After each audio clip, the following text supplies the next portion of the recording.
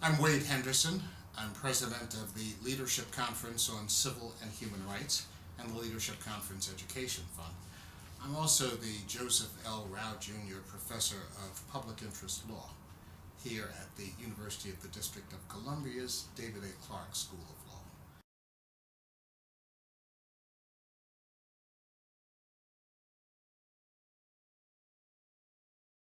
The Leadership Conference is really the nation's largest and most diverse coalition of national organizations working to advance civil and human rights here in the United States.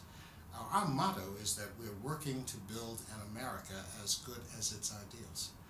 We were founded in 1950 by giants of the civil and human rights movement.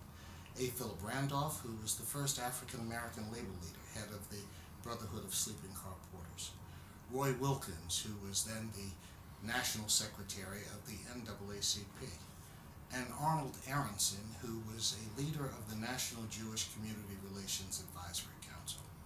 The three of them helped to form one of the first political coalitions of non-governmental organizations that were committed to the advancement of the rights of African Americans, but in doing so, helped to promote the rights of all Americans. It's a distinguished history, a history that bore results first in 1957 with the first modern civil rights movement, which, by the way, helped to create the U.S. Commission on Civil Rights. It created the Civil Rights Division of the Department of Justice. Every major civil and human rights bill that has been enacted by the U.S. Congress has the imprimatur, involvement, leadership of the Leadership Conference on Civil and Human Rights. The March on Washington, which is being commemorated this year, the 50th anniversary, had the stamp of the Leadership Conference in many, many ways. And it served as a catalyst for both the passage of the 1964 Civil Rights Act and the 1965 Voting Rights Act. So the Leadership Conference has a very distinguished history. I think in the 21st century, we're focusing largely on five major policy issues. We're focusing to advance American democracy and to ensure the right to vote for all. We're focused on educational excellence and equity. We're focused on economic development, job development, infrastructure development that benefits those who have been largely left out of the economic and political equation of our country. We focus on wealth development. We focus on the rights of shall we say, disadvantaged groups, including the lesbian, gay, bisexual, and transgender group of Americans. And so in the first decade of the 21st century, I think the Leadership Conference has done a great deal to advance the overall, promise of American democracy for all.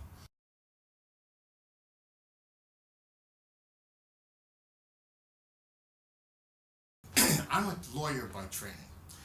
And I work at the intersection of the three branches of our government, the judiciary, the executive branch of the government, and the legislative branch. And if we were to look at those three branches as three circles, I'm the Venn diagram. I'm at the center of those intersections between the three, affecting policy and political developments here in the U.S. So I work primarily as a lobbyist for civil and human rights. That's what I do. And I help to both frame issues and to articulate why we're seeking change in a way that we hope moves the needle to support what we're trying to accomplish.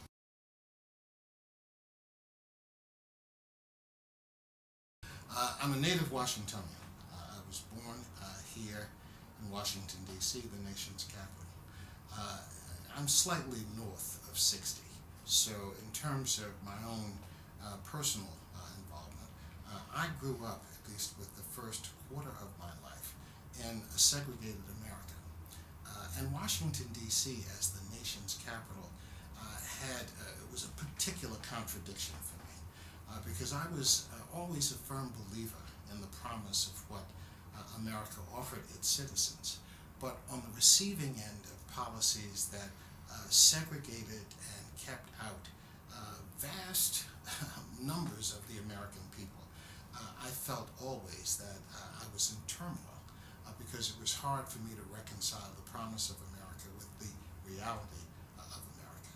As a student of history, I also was familiar, of course, with the journey from slavery to freedom of African Americans, but also of the country of which we are a part.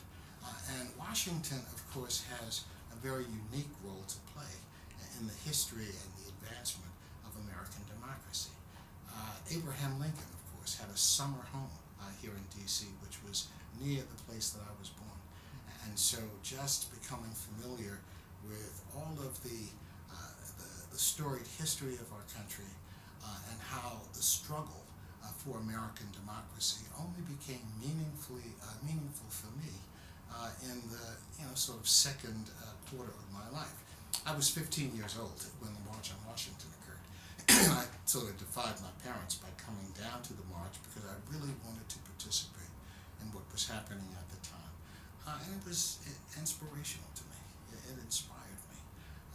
As did the struggle of many of the activists who were there at the march or who I became familiar with subsequently. And so my own trajectory really sort of involved this recognition that by law and by custom, I was not fully American, and that the struggle to become an American and to bring America into the fullness of democracy was what I decided to devote my life to.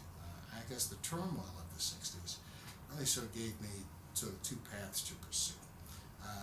I felt that I was very impressed with the work of the Student Nonviolent Coordinating Committee. I was a little young at the time and didn't participate, but I was also aware that the path for my success probably was in a different direction because I was a little too dumb to be a criminal effectively, and really just felt that challenging the system would have been my demise.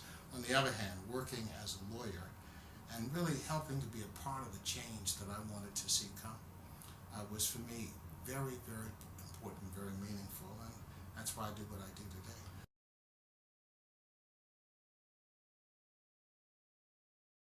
Well, I think when you look at the chemistry of the social justice movement, and you look at the successes that have been achieved in a relatively short period of time, it has been with the combination of grassroots activism bubbling up from the bottom, a skillful use of law, in a systematic way to achieve change through the courts, and political power born first from the voting booth, but then developed in a more sophisticated way with coalitions of others who share our views, and you see the successes that have been accomplished. I mean, when you think about the success of the civil and human rights movement, it is probably the single most transformative movement of the 20th century.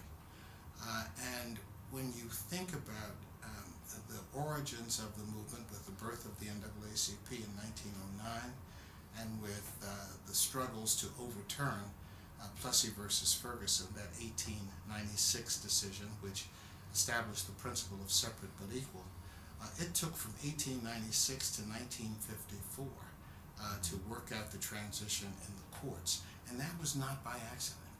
People like Charles Hamilton Houston, the great scholar and dean of Howard University Law School, and his supporters really helped to construct a strategy, a legal and political strategy that helped bring about that change. When you think about the change that took place from the Montgomery bus boycott of 1955 to the Voting Rights Act of 1965, right? That came about too because of a skillful use of public display like the March on Washington, and the kind of advocacy of skilled lawyers and policy analysts that the Leadership Conference on Civil and Human Rights represents. So, I think that as a lawyer, the important changes that we've been able to get through the system have had a more lasting dimension and impact. And I think some of our greatest triumphs were born in the courtroom. Now, having said that, no victory is permanent. Eternal vigilance really is the price of victory and freedom, and I think that was borne out by the passage of the Voting Rights Act in 1965 and all that it has done, and the subsequent overturning of a key provision of the Voting Rights Act, Section 4, which was overturned in this most recent Supreme Court decision this year.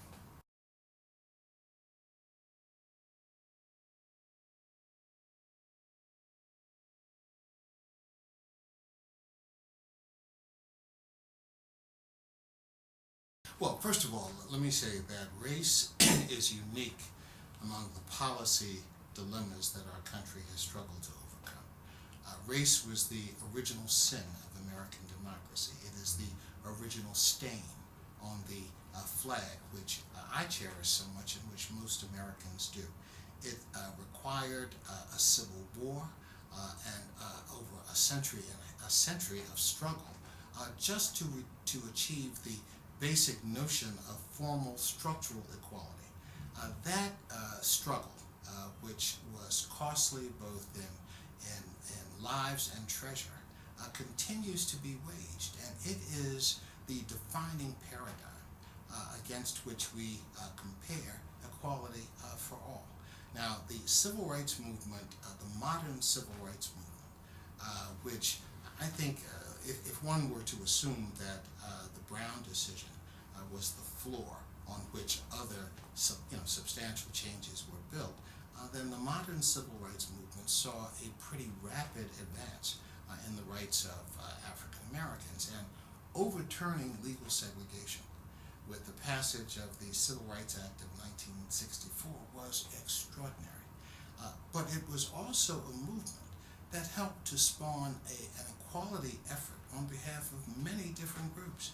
Women, for example, continue to have structural inequality, particularly in the economic sphere, but the advancement of women's rights had its genesis in the overall advancement of rights for African Americans, the Latino community and Asian community, which in turn benefited so much from the African American struggle, as too did the immigrant rights movement. When you think about the first changes in our immigration system that brought about a relative equality in terms of how countries have access to American immigration policy, it parallels the U.S. Civil Rights Movement. 1965, the Voting Rights Act, 1965, changes in our immigration policy to eliminate country profiles. All of that was important. So when I look at the advancement of the LGBT community in the U.S., assuming that one were to look at the Stonewall riot as the start of that process, its trajectory in time hasn't been substantially quicker than others. I will say, however, that given the nature of the value system which LGBT rights challenges, particularly around the issue of marriage equality, I will say that the advancement has been extraordinary. Now, all of those changes, LGBT changes, women, Latinos, immigrants, etc., have their genesis in the 14th Amendment to the U.S. Constitution, 14th and 15th Amendment. And that amendment, those amendments, were passed, of course, in the aftermath of the Civil War with the express purpose of benefiting the equality of African Americans. So in that sense, I mean, the genesis of the entire rights effort finds its home in those changes that were intended to benefit African Americans. And yes, as an African American, I'm very proud of that. But I also know that there is extraordinary resistance to achieving the full measure of equality that those amendments gave promise to. So today's challenges, I mean, as a lawyer and as an activist in the 21st century, trying to lead a coalition to produce change, I'm aware that the problems of today are not the problems of 50 years ago.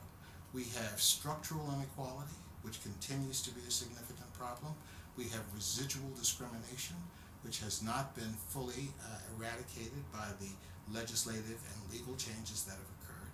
And we have an unwillingness on the part of leaders, unwillingness or inability on the part of leaders to reach common ground toward the benefit of an increasingly diverse country.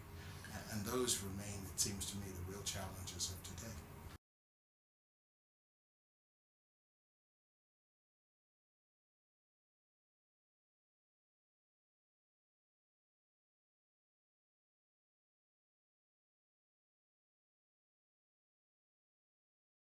Well, I mean, as you know, the U.S. Supreme Court rendered a decision in the case of Shelby County versus Holder. It was a case that examined and challenged the constitutionality of the Voting Rights Act of 1965. The Voting Rights Act, along with the Civil Rights Act of 1964, are arguably the most significant legislative accomplishments and changes of Congress in terms of advancing equality. Over the years in which the Voting Rights Act held sway, it has been reauthorized 3 or 4 times. It has been modified to include language minorities and to ensure that there is protection for persons with disabilities. All of those things have been accomplished with the Act. And the Voting Rights Act itself has helped to transform America for the better and to perfect American democracy. It's premised on the recognition that if you don't vote, you don't count, and that voting is the language of American democracy, and that the Voting Rights Act was intended to ensure that this country lived up to its promise. What is especially ironic about last week's decision is that the 15th Amendment to the Constitution, which guaranteed the right to vote, the 14th Amendment, which of course guaranteed citizenship, were hard-fought struggles who, even after their passage, there was extraordinary resistance on the ground in helping to implement these requirements and to ensure that the requirements lived up to their promise.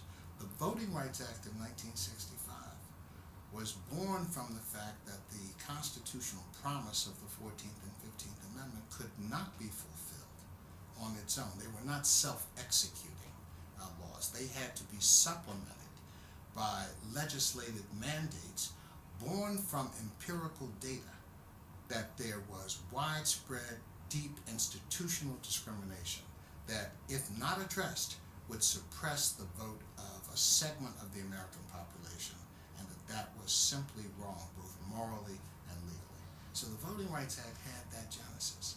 Now, when the decision was rendered by the court,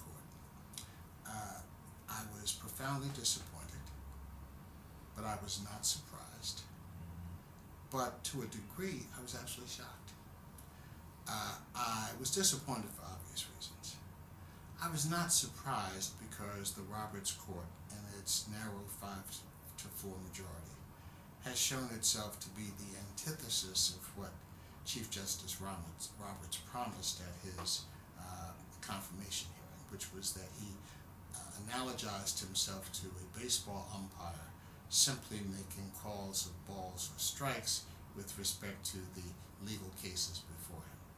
What this case shows, what the Shelby County case shows, is that here is a Chief Justice who is an activist at heart, who is the opposite of a conservative, which implies a level of cautious review of legal and statutory precedents.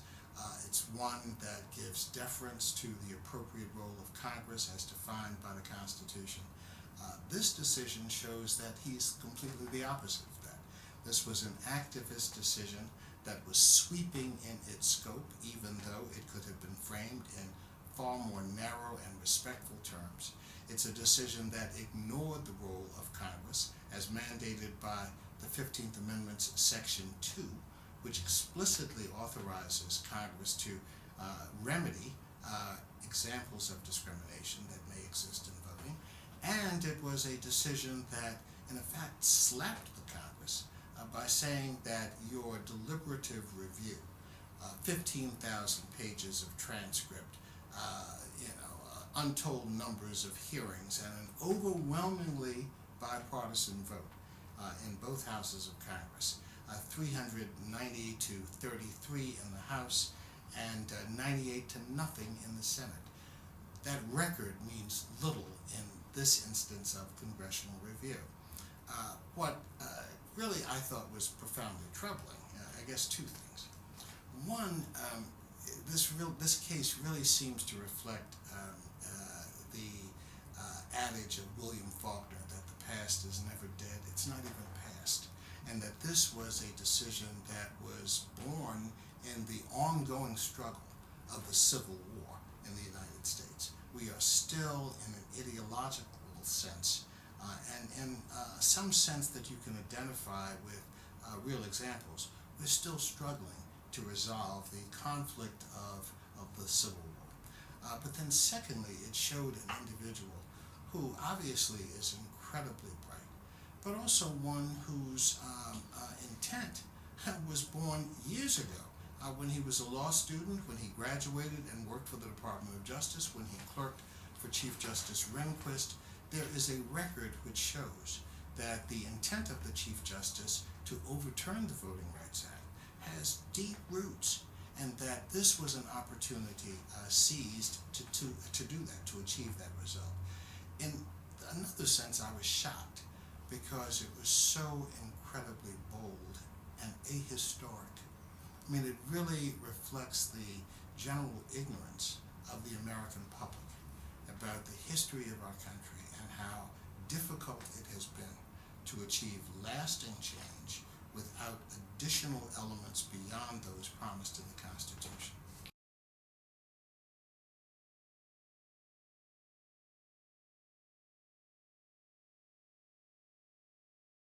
Oh, I think there's no question about it. I mean, I think this is a Chief Justice who, as with most Chief Justices, is concerned about the legacy of the court over which he presides. And no Chief Justice wants to be seen as decision-oriented to the extent outcome-oriented, to the extent that they write a decision to achieve a particular outcome. I think that you have seen instances where the court has used subtle, sometimes manipulative reinterpretations of what the Constitution requires to avoid that kind of condemnation. And so this Chief Justice in that regard is no different. I do think, however, that some of his views are shaped by several things. One, his own personal life experience has been pretty restrictive in terms of his exposure to the diversity that makes up America. His upbringing, his involvement in the profession is largely, a sort of a white cultural experience, a European cultural experience. Secondly, I think that he is both legally and ideologically quite conservative. I also think that this decision was made possible in part by the presence of Justice Thomas, who gives legitimacy and cover to those who would seek to remove what are characterized as racially motivated benefits to address constitutional impediments. And as long as Justice Thomas uses a sort of pseudo-nationalistic, ideologically conservative view to justify the complete elimination of racial considerations in policy areas where race remains an important factor, then that gives license to people like Chief Justice Roberts to reinterpret the court consistent with his own ideological views. All of that is to say that this was a court striving to achieve the 5 votes that it secured in Shelby County to overturn the Voting Rights Act. And it would do so as well in the area of affirmative action policy or in other areas where race remains a factor if the circumstance permits.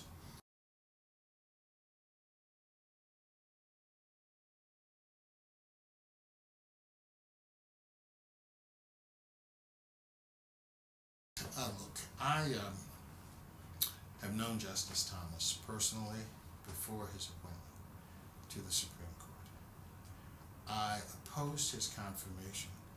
I was then the director of the Washington Bureau of the NAACP, which meant that I was the NAACP's lobbyist in Washington.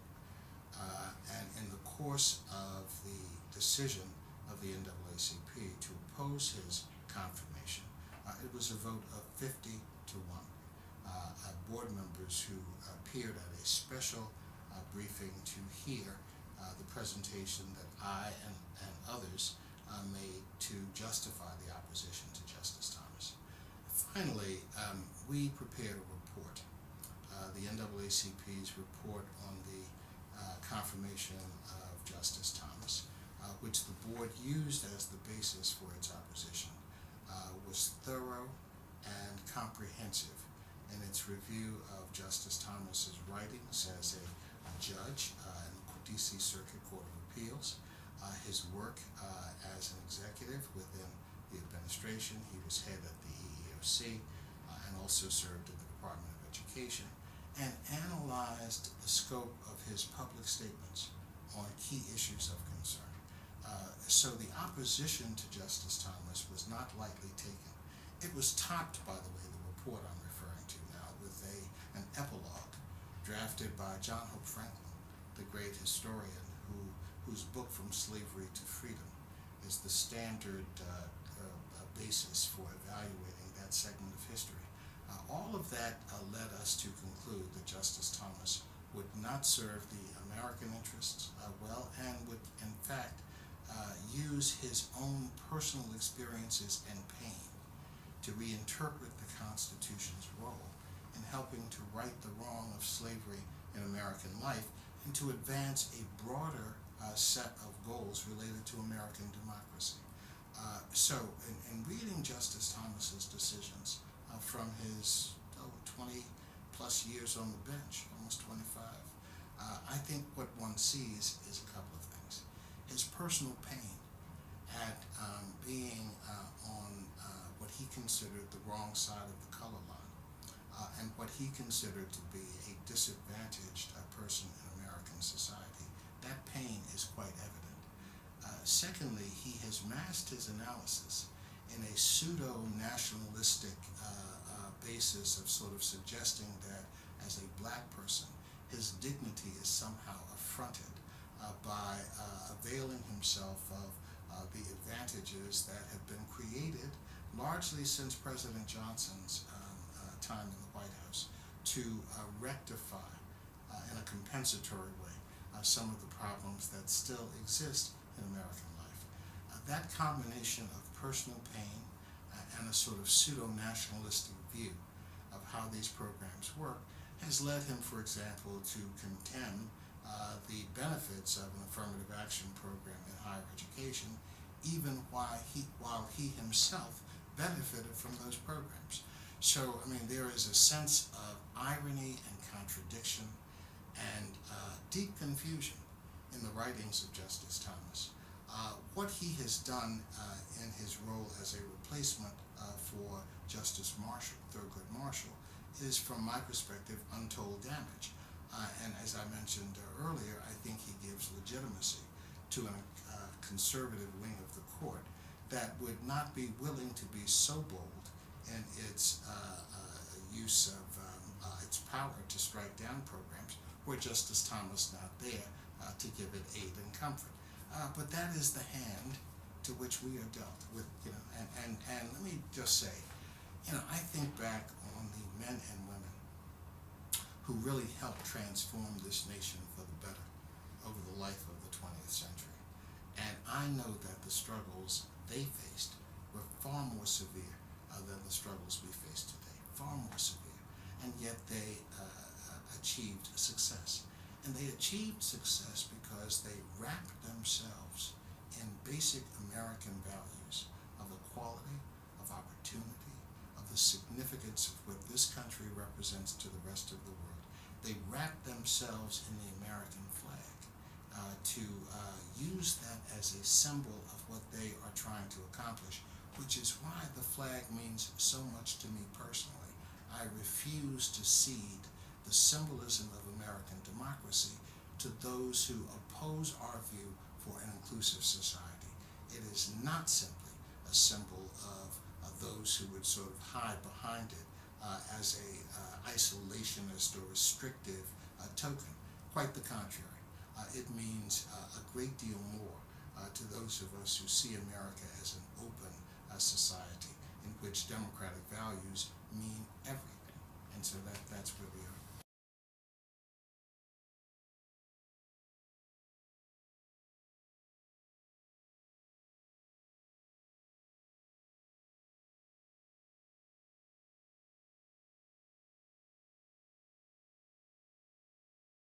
Well, I do, but be my view. But let me ground it in the history and substance of the court. I mean, first of all, one has to admire the founders of this republic because they recognized that a pure democracy, in the sense of one person, one vote, majority rules in every decision, does not respect the rights of the political and sometimes disfavored minority in our political system. So a representative government as opposed to a pure democracy, I think, was a stroke of genius. Secondly, the tripartite balance of power between the executive, the courts, and the legislature, I think also was a stroke of genius. And then thirdly, the court and the inherent values of the Constitution. This is an institution that could produce a decision like Dred Scott versus Sanford in the 1850s, which established the principle that in the political sphere, African Americans, or blacks as they were called, had no rights that a white person needed to respect. That's the basic premise. You then have a civil war. You have three Civil War-related amendments, and you have a period of progressive social change, which ended in 1877 with a political compromise between Democrats and Republicans that meant the Republican soldiers of the Civil War were withdrawn from the South, and a period of darkness, medieval darkness, descended on American democracy. You then get Plessy versus Ferguson, separate but equal, which was the defining paradigm of the end of the 19th century. The same court, fast forward, it is the same court that brought you Brown versus the Board of Education, which overturned Plessy. It is the same court that upheld various significant advancements of rights under the Fifth Amendment of the Constitution and applied it to the states in the 14th Amendment of the Constitution. It is a court that has done much to help transform America for the better. And yet it is not a static institution. And judicial appointments matter. And voting matters because he or she who votes gets to determine the person who appoints judges to the federal bench, and that gets to determine the shape of our courts going forward. So the struggle that we have today, because of the decisions of Shelby County and related decisions, obviously reflect the political circumstances of the moment. But change is not born from one single event. And the history of progressive forces in this country, the history of the African American struggle, shows that we are a very resilient people, and that we bounce back and use difficulty as a way of helping to advance broader goals. An example, last year in 2012, the defining characteristic of the 2012 election was concern about voter suppression. That fear and the response to voter suppression among progressive forces, African Americans, Latinos, Asian Americans, progressive labor forces, and others, helped to produce the largest turnout of African Americans at the polls ever recorded.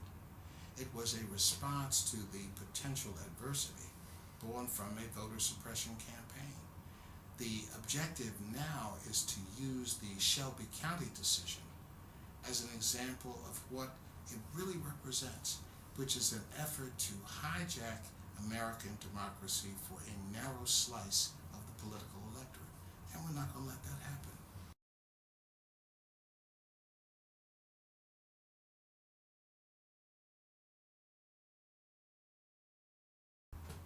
Well, let me say that I think it would be wrong for us to deny the progress that has been made in America, in part as a result of the very movement we're discussing. So I think it would be incredibly wrong-headed for us to deny the benefits of change that have come to America.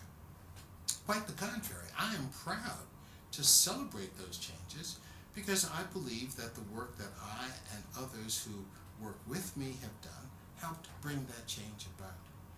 Nothing would please me more than an accepted reality that race is no longer a factor in American life, and that this decision merely reflects the positive changes that have come to America. Now, let's be realistic. The elections of 2012 were replete with examples of efforts to block, suppress, manipulate, in other words, remove from the political process the votes of some Americans in contrast to others. Now, some may say, well, that's democracy at work. And yes, it is. There have always been examples of systematic steps to try to suppress the vote or influence the vote in various elections. That's not new. What is of concern is the magnitude of the suppression effort, the sophistication of the effort, the investment of resources in the effort, and the coordination of the effort in a way that was intended to have a more dramatic impact in the election outcome than we've ever seen before. That evidence was ignored in the analysis of the Chief Justice about the existence of voting discrimination in this country. Now, to have begun his analysis by suggesting that we acknowledge that there are problems in voting that still remain, but then to immediately to use that to pivot to how really positive the change has been, and thus justifies removing all support mechanisms, is, it seems to me, both cruel and manipulative, because the evidence is, of course, quite to the contrary. I think that Ed Bloom and others who have tried to use this decision, and rather really the circumstances of the moment, the Obama presidencies, to suggest that we are in a post-racial period of history, are simply wrong. And I don't think that one has to question their motives to analyze the results of the decision and the facts in the case. I think they're simply wrong, and I think you can choose lots of different areas to point out how truly wrong they are. I'll just give you one. This is the 40th anniversary of an important Supreme Court decision known as San Antonio versus Rodriguez.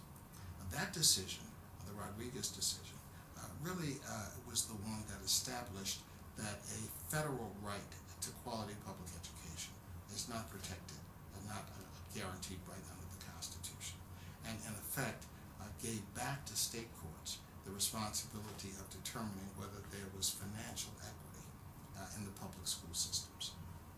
What that has meant is that we now have about 45 lawsuits in state courts that have challenged the way school funding formulas are developed by state legislatures.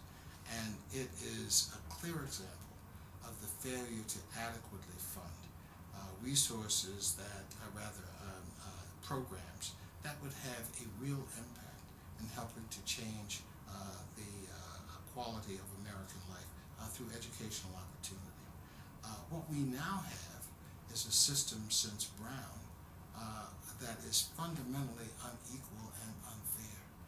And our failure to address the lack of financial equity in how we fund schools and the programs that equal financial support would help buy continues to perpetuate the so-called achievement gap in performance between African Americans and Latinos and their white counterparts. And it also has helped to cement what is the closest thing to a caste system in American life, with blacks and Latinos in the lowest caste, largely defined by their lack of quality of public education. Those who ignore the problems of educational equity in American life are turning their backs on the kind of change that is necessary to achieve the post-racial society that they purport to desire.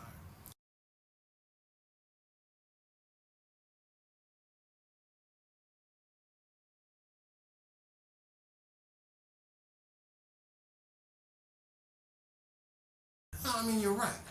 Look, our criminal justice system is, again, replete with examples of unfairness. not intentionally motivated, but are the results of structural inequality and biases that affect how laws are developed.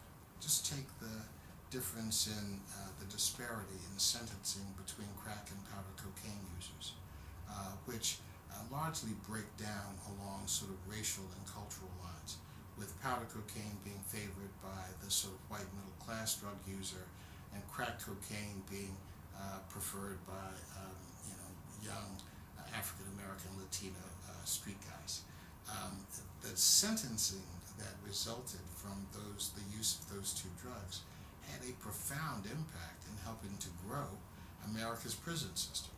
So the 1985 decisions to sentence crack cocaine users at 100-to-1 disparity over powder cocaine users under the premise that crack was a more dangerous drug, even though pharmacologically they are almost the same, has resulted in a kind of disparate impact in sentencing that has been outrageous and has sucked up enormous numbers of young Black and Latino men who are taken out of society at the very time they should be forming healthy social relationships to advance their interests.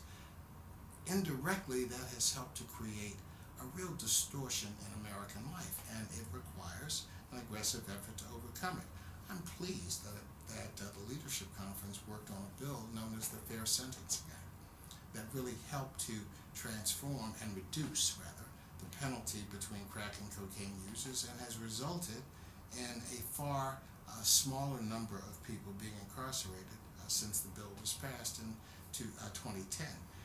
Those kinds of changes, though, reflect the need for reform, because structural inequality and residual discrimination, when combined with an unwillingness to find common ground in a bipartisan way, has really resulted in significant hardships across areas as diverse as voting, economic development, and criminal justice. And that's why the priorities of the Leadership Conference that I've mentioned in part reflect those difficulties and challenges.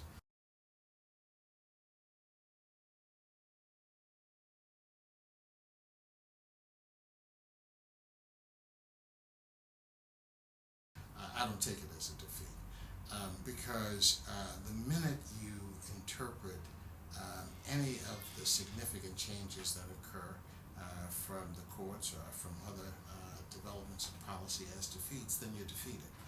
In my view, this was a decision, as you said, that invited Congress to issue a new remedy. That's what we do. I'm a lobbyist and lawyer, and that's why I've trained for this role. And I'm very confident that Congress will respond to the challenge of the court to develop a new formula that will help to replace the now overturned formula of the Shelby case, Section 4, with a new standard that will allow the act to be reinvigorated and to be enforced. First of all, there is a record that shows that indeed there is discrimination that exists in the polling place, and we can marshal that evidence, and we can contemporize it, and we can show that there needs to be a remedy. Secondly, we believe that Congress has the power under the 15th Amendment of the Constitution. Now, it is not necessarily a power that this court was prepared to respect, but we can confront the court in a systematic way, a sort of Houstonian school of jurisprudence, taking a systematic approach to bringing cases that create the inescapable conclusion that the Constitution is intended to do the right thing. So I'm very confident that Congress will do it, and I think we have a political approach that makes sense. First of all, we have a living icon in our midst, and that's John Lewis. The congressman from Georgia is the moral center of an effort to restore voting rights in America. John Lewis, more than any other member of Congress in either house, is really the moral conscience of Congress and arguably the country around issues of voting rights. So whatever we do is in all likelihood going to be named the John Lewis Voting Rights Act, because invoking his iconic status, well-deserved status, moral center, is what ultimately will give us the power to seek change in Congress. And then I think a creation of a coalition. We have a coalition long-standing. That's what the Leadership Conference does, over 200 national organizations. But the coalition that I'm talking about is the coalition of the moral social change, the coalition whose spirit really helped give the March on Washington such grand stature, and that really served as the catalyst for change in the passage of the Civil Rights Act of '64 and the Voting Rights Act of '65. That coalition still exists, and it needs to be rekindled and reinvigorated and brought to bear in Congress to encourage that kind of change, and I think we will do so.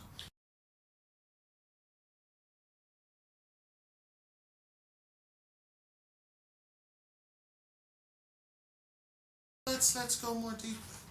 Look, first of all, one of the reasons I think that the Shelby County decision was so sinister and so incredibly manipulative is because with the cover of sort of constitutional necessity, which is what Roberts used to strike down Section 4, there was also a belief that, yes, we encourage you to go back to Congress, but we recognize how futile that really is. You know, this is, after all, a Congress that couldn't pass a farm bill. This is a Congress that voluntarily allowed America's economic status in the world to be downgraded over a debt ceiling debate that has been handled routinely in the past and should have been handled routinely here. So Roberts was sort of saying with a wink and nod, please go back to Congress, correct the problem if you can. Okay. I think that as cynical as it was, I think that it's actually quite possible to change the outcome of the Shelby County decision with congressional action, and to do it in relatively speaking, relatively recent terms. I don't think it's going to take us to the next presidential election to find a solution to this. I think that the votes that occurred in the 2006 reauthorization of the Voting Rights Act show strong bipartisan support. Number two, I think that the Congress has to be approached in a systematic way. They have yet to feel our love. I think the idea of how we explain the importance of this bill will help to determine the outcome in the passage of a new law.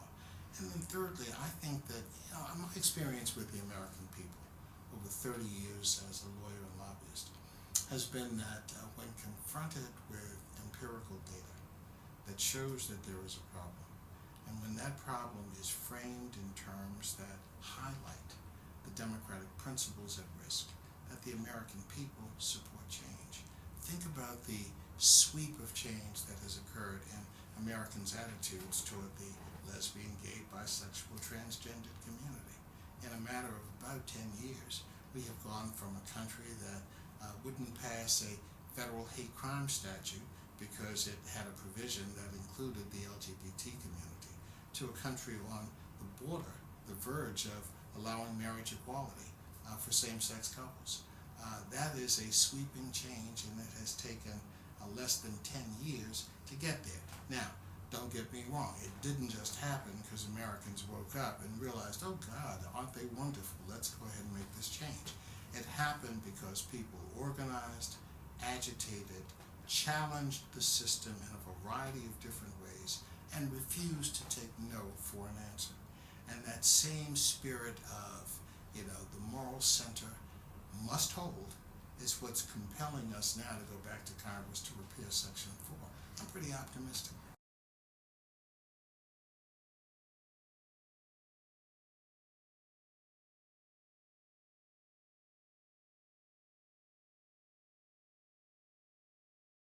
Well, let me say, first of all, the Earl Warren Court, which was the court that we largely refer to as the court that helped give us the profound social change that we seek to preserve today, was itself an unusual period in time. Supreme Court has never been as liberal as its detractors would suggest, and that the struggle to achieve progressive change has always been done against the backdrop of, a conservative cultural unwillingness to accept that change. So in that sense, it's not new. Secondly, the ebb and flow of power in our country sometimes goes to the executive branch, sometimes to Congress, sometimes to the court. Lyndon Johnson was considered a strong executive who could really bring about change because of the power of his personality and his approach to using power. So when you read the John Carroll volumes about Lyndon Johnson's role both in the Senate and subsequently in the White House, you get a sense of really what presidential power can do. Congress is now in the position of being asked to respond to these Supreme Court decisions. And our view is, of course, it matters elections count. It always matters who's in charge. I'd be foolish to say otherwise. But I will also tell you that who is in charge does not determine the outcome of the great moral issues of our time. Those are determined, the outcome of those issues is determined by the advocacy of ordinary people who have made their voices heard and who insist that change can be accomplished within a democratic framework. That's the power. That's the power of this country. That's part of what makes America great. The framework permits change even when those who are at the helm of change would resist. So no, it's not that I'm naive, and it's not that I have a sort of Pollyanna-ish view of how politics in America works. It is because I have seen in my own life the power of change brought about in a democratic system where, yes, pressure has been brought, and there have been struggles, and there have been riots in the street, and what's happening now in Egypt, we have seen variations of in our own country. The question is, how does the power of the democratic institutions, how do they respond to this change? And from my perspective, I'm pretty optimistic that the American people will see the harm done by the Supreme Court and will want to rectify it, and the political system will help to encourage that and to accommodate that change.